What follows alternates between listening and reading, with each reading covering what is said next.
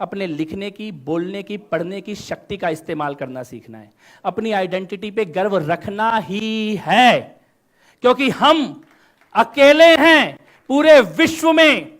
पिछले 2000 साल के इतिहास में हम अकेले हैं जो दोनों राक्षसी शक्तियों के हमले के बावजूद भी ज्यों के त्यों मजबूत खड़े हुए हैं। हम अकेले हैं। वो पढ़ाते होंगे हमारा झूठा इतिहास, वो बताते होंगे हमें झूठी हिस्ट्री। 500 साल तक इस देश में ऐसी एक भी सरकार, ऐसी एक भी सत्ता नहीं थी जो प्रयागराज का असली नाम बताती हो। 500 साल तक इस देश में ऐसा कोई इतिहास लिखने वाला नहीं था जो प्रयागराज का असली नाम बताता हो। लेकिन हमारे माताओं ने, पिताओं ने, हमारे पूर्वजों ने चुपचाप एक जनरेशन के बाद दूसरी जनरेशन को वो सच्चा इतिहास बताया, और 500 साल के बाद आज वो इलाहाबाद कहीं गंगा में बह गया और प्रयागराज बन के खड़ा है।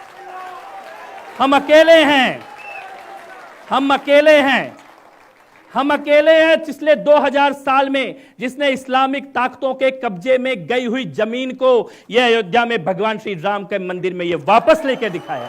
हम अकेले हैं, हम अकेले हैं।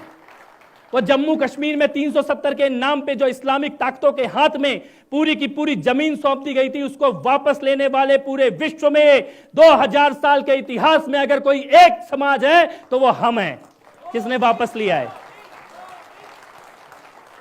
वापस लेके दिखाया है।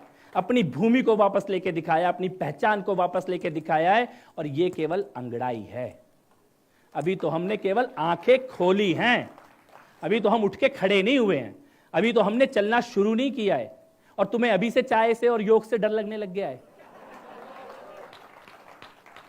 चाय वाले का तुम बिगाड़ क्या लोगे, और योग वाला आ गया तो तुम उखाड़ कुछ नहीं पाओगे। मैं तो कई बार ये कहता हूं, बेटा ये चाय वाला है, इसे झेल लो, वो गाय वाला आ गया तो तुमसे झेला नहीं जाएगा।